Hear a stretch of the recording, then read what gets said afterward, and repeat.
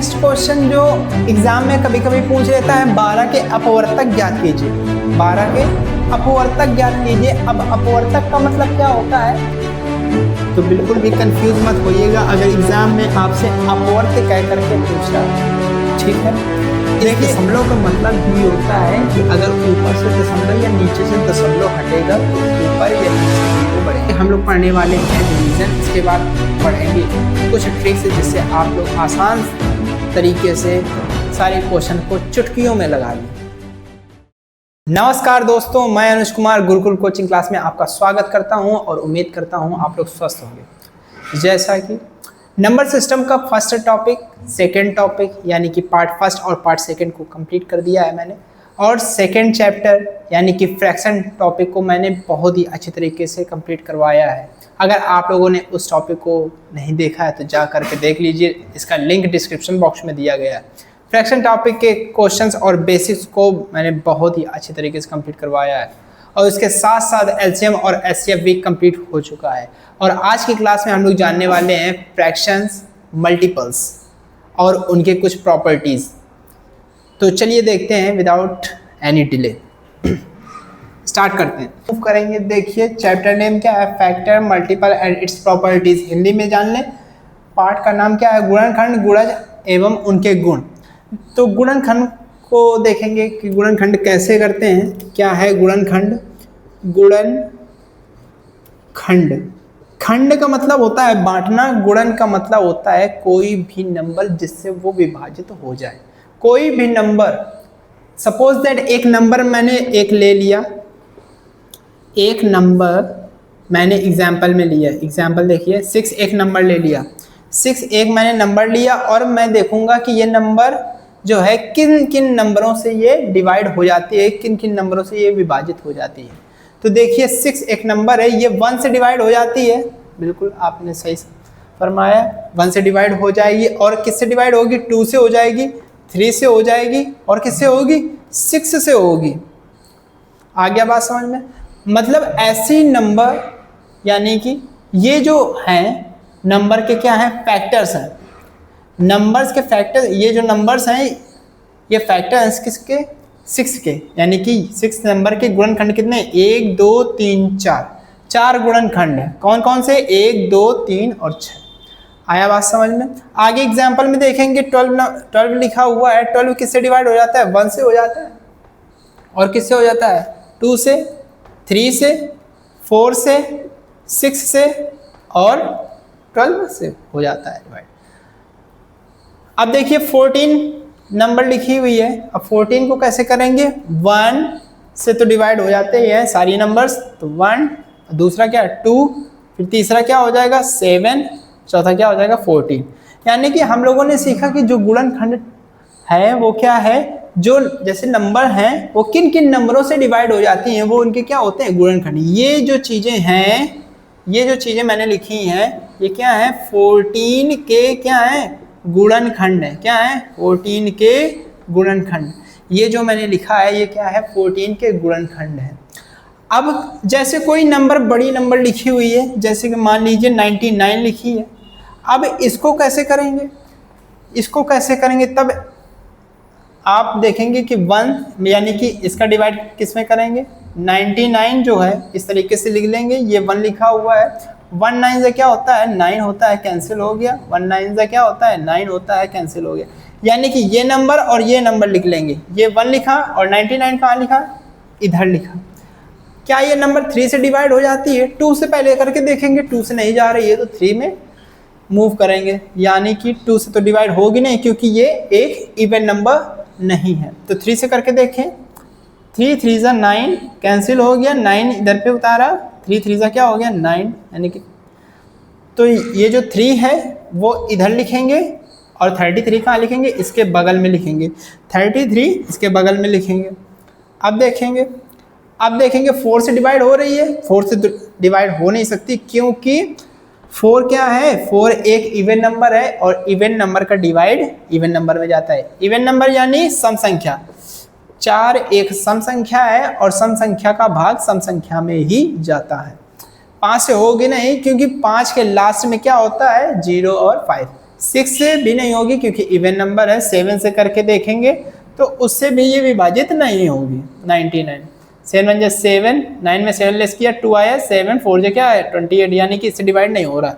8 से नहीं होगी, 9 से देखिए हाँ बिल्कुल हो रही है। कितने बार जा रही है? 9 1 × 9, 9 1 × 9, फिर ये 9 उतारा, 9 1 × 9 यानी कि 11। 10 से करके देखेंगे नहीं जा रहा है।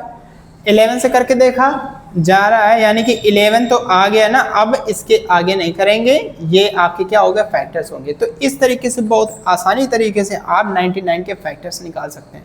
आपको एक काम करना है, ये लिखा हुआ है 101 नंबर, ये 101 नंबर लिखी है, इसको आपको करना है, ठीक है। आप देखेंगे नेक्स्ट क्वेश्चन जो एग्जाम में कभी कभी पूछ लेता है, 12 के अपवर्तक ज्ञात कीजिए। 12 के अपवर्तक ज्ञात कीजिए। अब अपवर्तक का मतलब क्या होता है? अपवर्तक का मतलब ही गुणनखंड होता है। तो इसमें कंफ्यूज मत होइएगा कि अपवर्तक कोई नई चीज है। अपवर्तक कोई नई चीज नहीं बल्कि क्या है गुणनखंड है। तो ये याद रखिएगा, अपवर्तक क्या है? गुणनखंड, यानी कि 12 के आपको गुणनखंड करना है। तो 1 से डिवाइड हो जाए 1, 12 होता है, तो 1 से डिवाइड हो जाएगा, 12 से डिवाइड हो जाएगा। 2 6 क्या होता है? 12 होता है, 2 से डिवाइड और 6 से डिवाइड। अब देखेंगे 3 से, 3 4 क्या होता है? 12। अब 3 के बाद क्या आ गया? 4 आ गया। अब 4 आ गया, इसका मतलब है अब इसके आगे कोई भी नंबर ऐसी बची नहीं है जो 12 के क्या हो फैक्टर्स हो, यानी कि गुणनखंड हो। आई होप ये चीज़ आपको समझ में आ गई होगी। अब मूव करेंगे गुणज पे। देखिए गुणज, यहाँ पे लिखा हुआ है गुणज। गुणज को इंग्लिश में बोलते हैं मल्टीपल। क्या बोलते हैं? मल्टीपल, ठीक है। और इसको हिंदी में अपवर्त्य भी बोलते हैं, अपवर्त्य। तो बिल्कुल भी कंफ्यूज मत होइएगा अगर एग्जाम में आपसे अपवर्त्य कह करके पूछ रहा है, ठीक है। देखिए एक एग्जाम्पल ले लेते हैं। एग्जाम्पल की सहायता से हम लोग समझेंगे कि कौन गुणज है, यानी किसी भी नंबर के गुणज कितने हो सकते हैं। देखिए 6 के गुणज हम लोगों को निकालने हैं। 6 के गुणज, या आपको एग्जाम में देखने को मिल सकता है 6 के अपवर्त्य। क्या देखेंगे? अपवर्त्य। 6 के अपवर्त्य क्या क्या होंगे? तो जैसा कि आप लोगों ने टेबल पढ़ा हुआ है 6 1 × 6, 6 2 × 12, या 6 का 6, 6 दूनी 12, 6 3 का 18।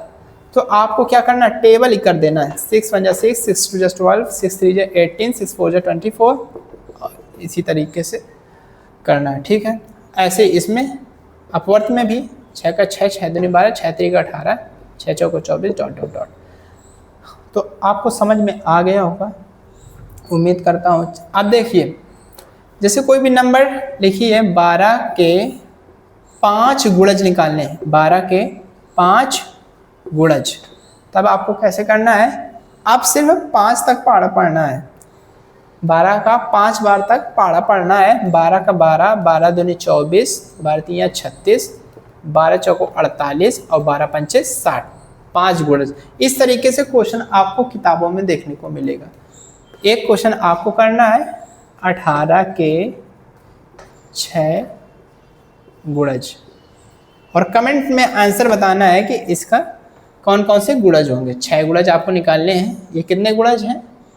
5 हैं। देखिए 1 2 3 4 5। आपको क्या करना है? इसके 6 गुणज निकालने हैं, ठीक है। अब आगे चलते हैं।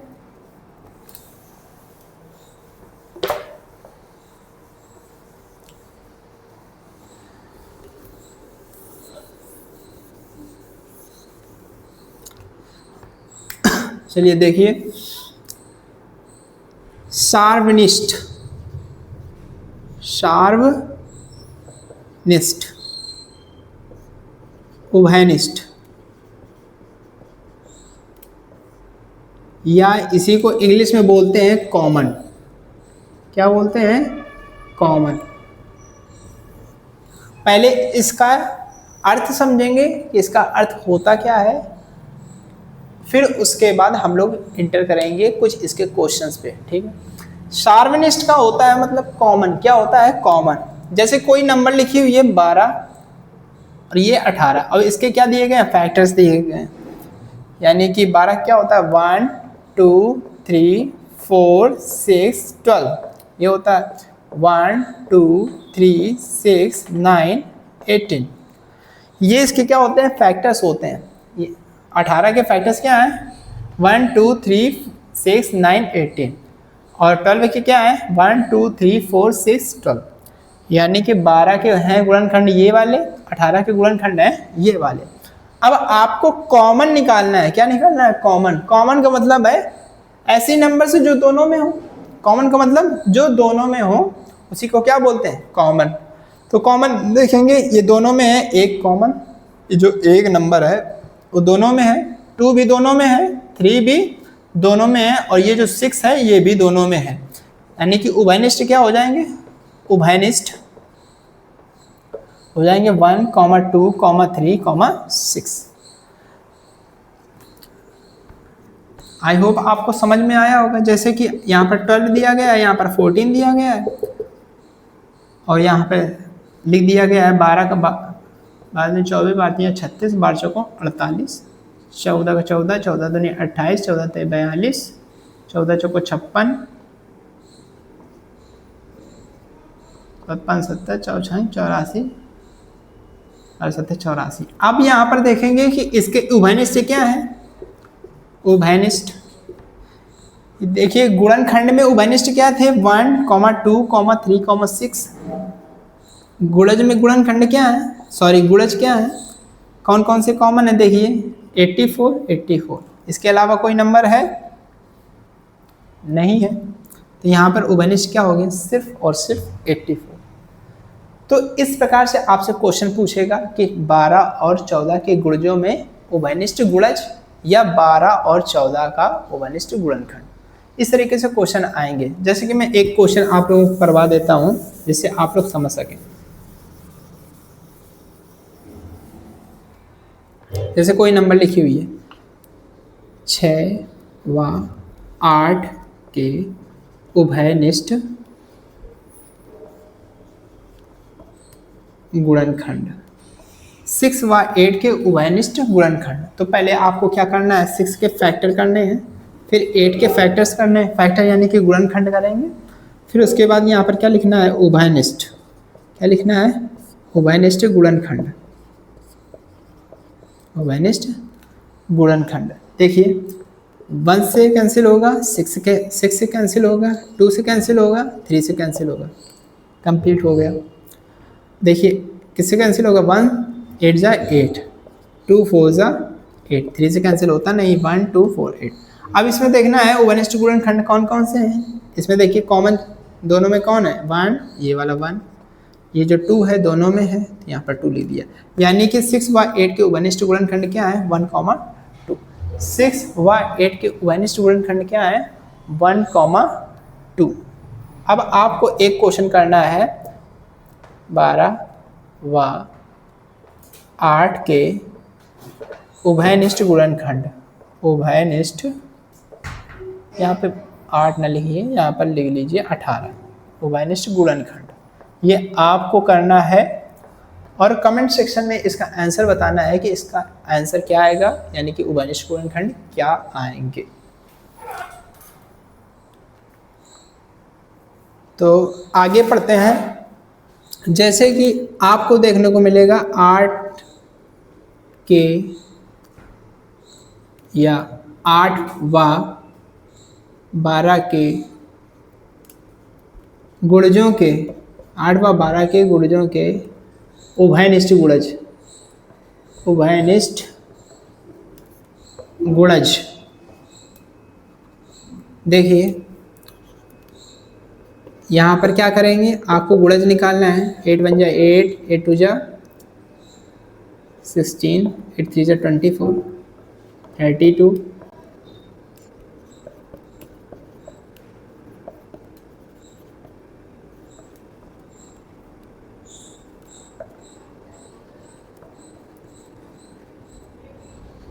80 आ गया। अब यहाँ पर देखिए 60, 72,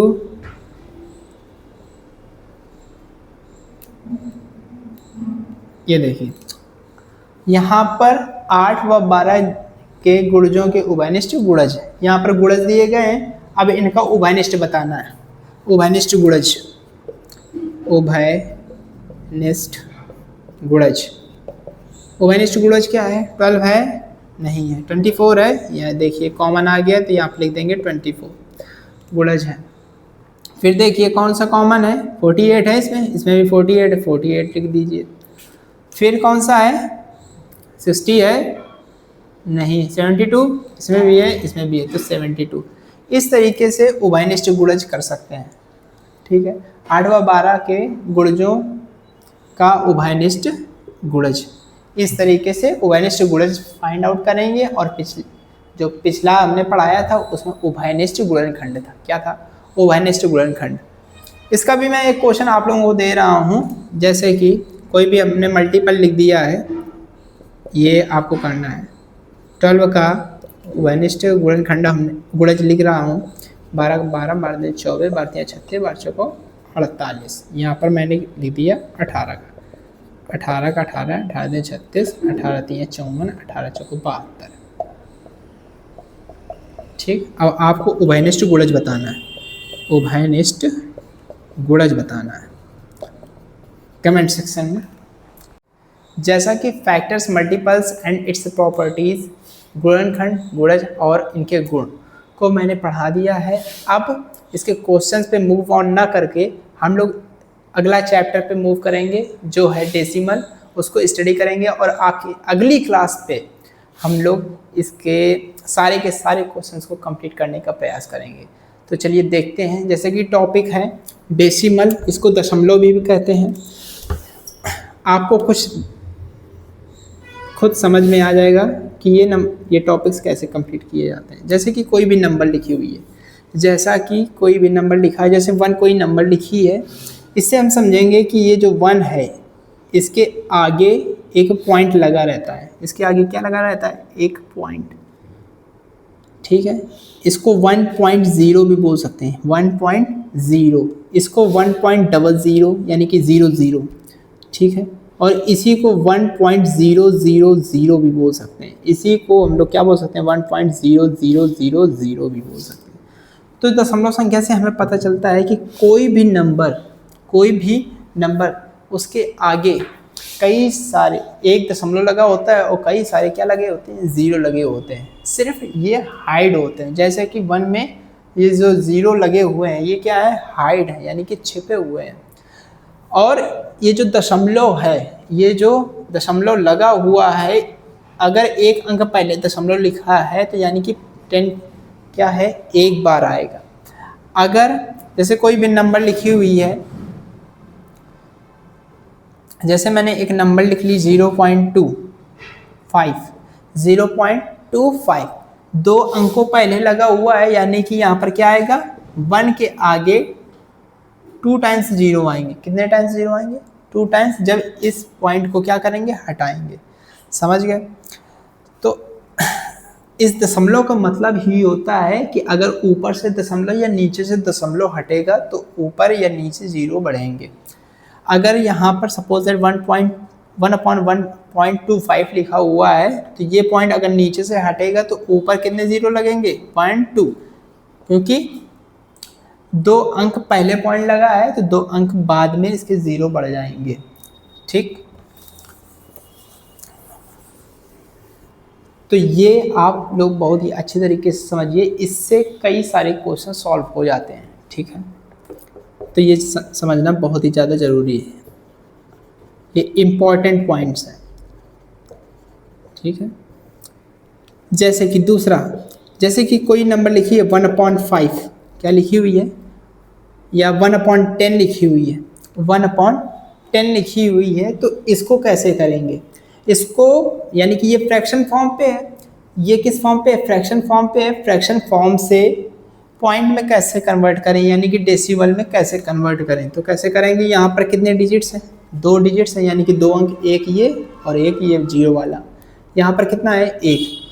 क्या 1 को 0-1 नहीं लिखा जा सकता? क्योंकि अगर 0 पहले आ रहा है तो उसका कोई महत्व नहीं होता, अगर 0 इसके बाद आ रहा है तो उसका महत्व बहुत ज़्यादा होता है।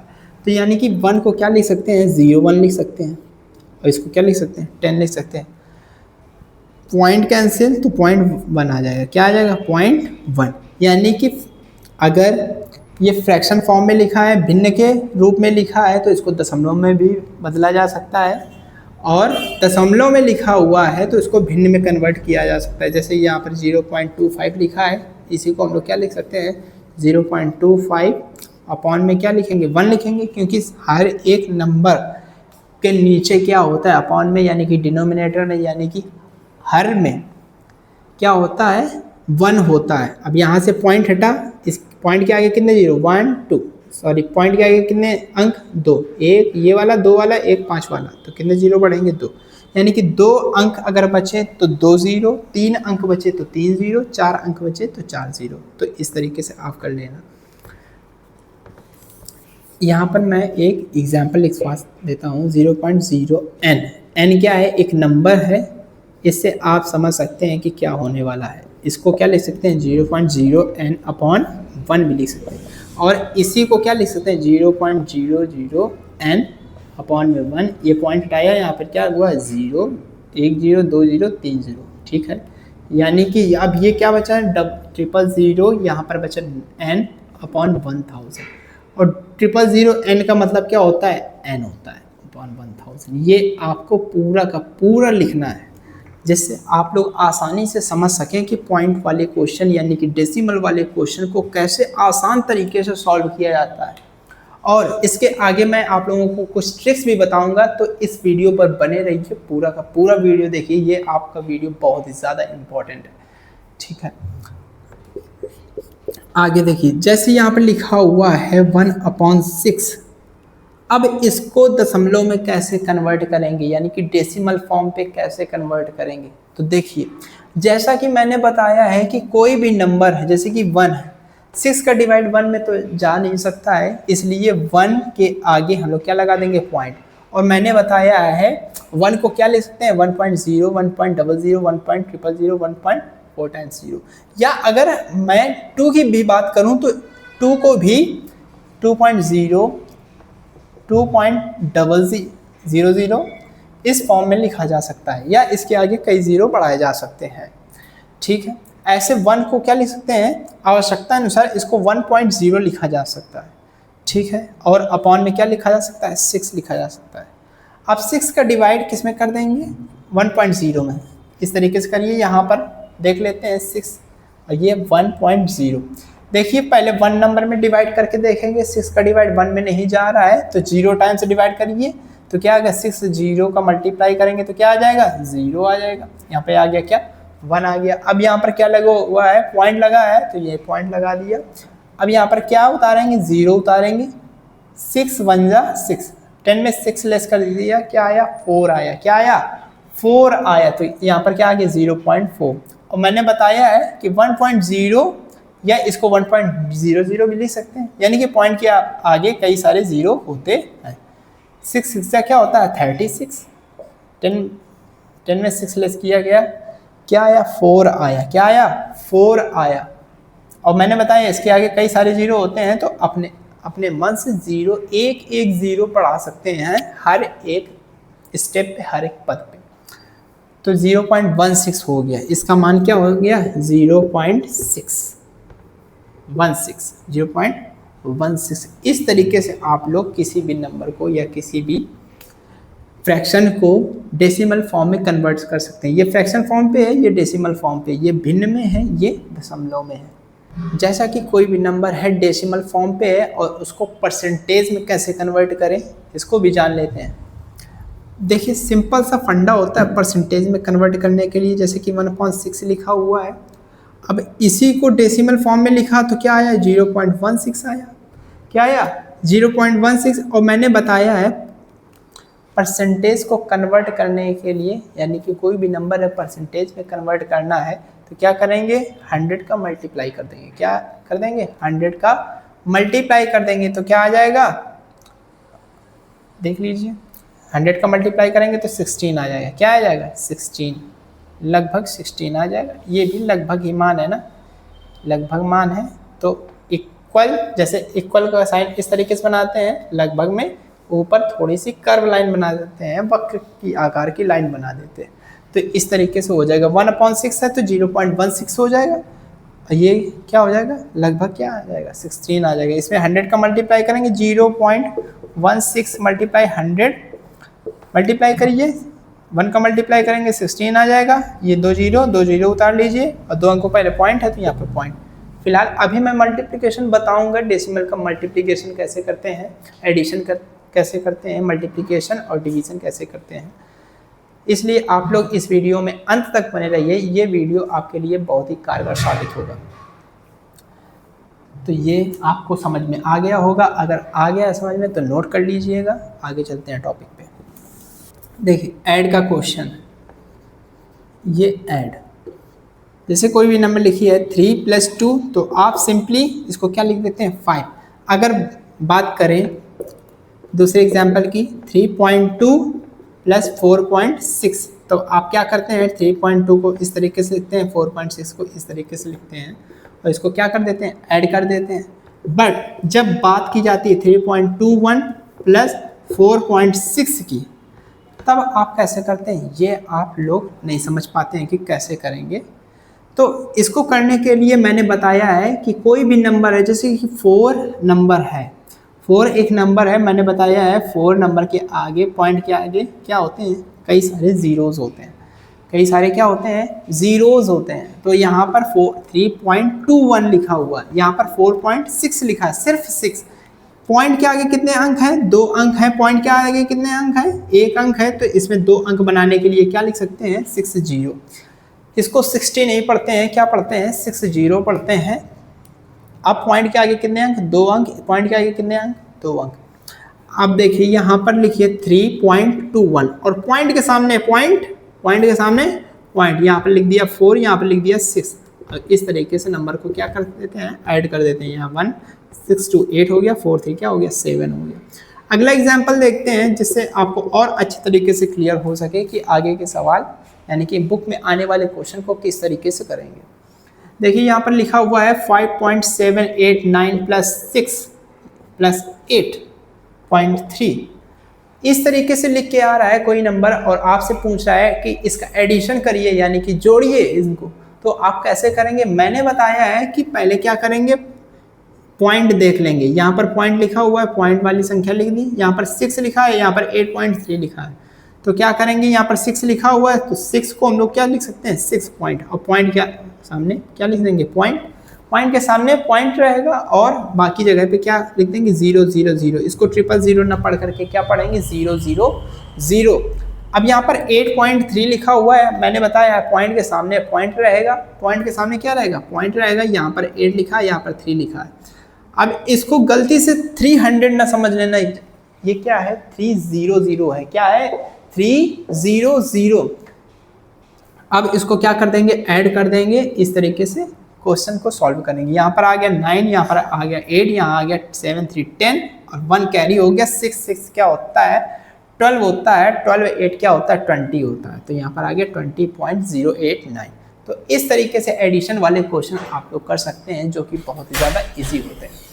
जैसा कि हम लोगों ने एडिशन को जान लिया, अब मूव करते हैं सब्ट्रैक्शन पे। देखिए सब्ट्रैक्शन, जैसा कि एडिशन हम लोगों ने किया है एज इट इज़ हम लोग सब्ट्रैक्शन भी करेंगे, तो अंत तक बने रहिए, ठीक है। 4.3 जैसे कि लिखा हुआ है 4.3 और यहाँ पर मैंने सब्ट्रैक्ट का साइन लगाया है और यहाँ पर लिख दिया गया है क्या 3.46। पहले इसको क्या करना है पॉइंट के आगे वाली संख्या देखना है, 1 अंक है, पॉइंट के आगे वाली संख्या कितने अंक है 2 अंक है, कितने अंक है 2 अंक है। तो पहले आप लोगों को क्या करना है 2 अंक वाला संख्या बना लेना है, पॉइंट के आगे कितने अंक 2 अंक वाले, तो 4.3 के आगे क्या कर दोगे 0 कर दोगे। मैंने बताया पॉइंट के आगे कितने भी 0 लगा सकते हैं।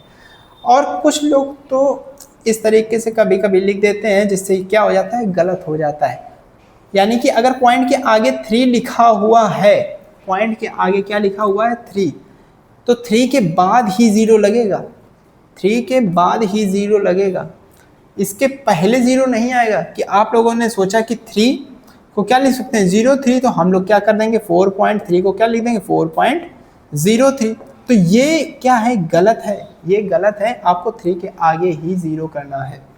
ठीक है, तभी मैंने बताया है कि 4.3 को कभी भी ये ना पढ़िएगा 4.30, 30 नहीं पढ़ना है, 30 ही पढ़ना है।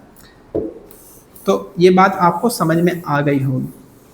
जैसे कि नंबर लिखी हुई थी 4.3 और आपको क्या करना था, इसमें सब्ट्रैक्ट करना था 4.3 और सब्ट्रैक्ट करना था 3.46। तो आपको क्या करना है, पॉइंट के सामने पॉइंट, यहाँ पे लिखा हुआ है 3, यहाँ पे लिखा है 4, यहाँ पे लिखा है 6। आपको क्या करना है, सब्ट्रैक्ट कर देना है। क्या करना है, सब्ट्रैक्ट कर देना है इस तरीके से। आप सब्ट्रैक्ट करेंगे, यहाँ पे 0 नहीं है तो 0 कर दिया, 10 में लेस किया गया 6, 4 आ गया, यहाँ पे 12 आ गया, 12 में 4 लेस करेंगे 8, यहाँ पर आ गया 0, तो इसका मान आ जाएगा क्या, 0.84। आपको एक क्वेश्चन कमेंट सेक्शन में बताना है कि आपको समझ में आ गया या नहीं, और उसका आंसर भी बताना है। ठीक, तो यहाँ पर लिख दिया मैंने 12.569 माइनस 13.84, इसका आंसर आप लोगों को बताना है। अब मूव करेंगे मल्टीप्लिकेशन में कि मल्टीप्लिकेशन के क्वेश्चन किस तरीके से सॉल्व किए जा सकते हैं और उसके आगे डिवीज़न, तो अंत तक बने रहिएगा। अब मल्टीप्लाई वाले क्वेश्चन को स्टडी करेंगे जिससे आप लोग समझ सकें कि मल्टीप्लाई वाले क्वेश्चन को किस तरीके से आसान तरीके से सॉल्व किया जा सकता है। तो देखिए, पहला जो क्वेश्चन है 5.6 मल्टीप्लाई 15 लिखा हुआ है, 5.6 मल्टीप्लाई 15। तो आपको क्या करना है, पहले पॉइंट पे ध्यान नहीं देना है, आपको बेसिक तरीके से मल्टीप्लाई करना है।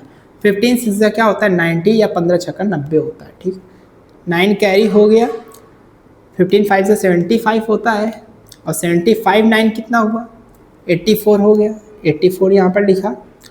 अब क्या करना है, पॉइंट को काउंट करना है। नंबर के पहले पॉइंट कितने अंक बाद, 1 अंक बाद, तो 1 अंक पहले पॉइंट। और हमने बताया है 84.0 को क्या लिख सकते हैं 84, और 84 को ही 84.0 भी लिख सकते हैं। तो पहले आपका स्टेप रहेगा कि पहले बेसिक तरीके से मल्टीप्लाई करेंगे, बेसिक से मल्टीप्लाई जैसे आप करते आ रहे हैं। फिर उसके बाद दूसरा स्टेप क्या रहेगा, पॉइंट यानी कि डेसिमल्स काउंटिंग, डेसिमल्स काउंटिंग यानी कि डेसिमल्स को काउंट करेंगे। ठीक, दशमलव को गिनेंगे। देखिए यहाँ पर लिखा है 1.2 5.43, तो मैंने बताया है कि पहले क्या करना है, मल्टीप्लाई करना है बेसिक तरीके से, फिर उसके बाद क्या करना है, उसके बाद आपको पॉइंट को काउंट करना है यानी कि डेसिमल यानी कि दशमलव को गिनना है। पहले गुणा करिए, 12 12 24 आती 36, 36 के 6 कैरी कितना आ गया 3 आ गया, 12 चौको 48, 3 51, कितना हो गया 51, तो 1 आ गया, 5 आ गया, 12 पंचे 60, 5 65 हो गया।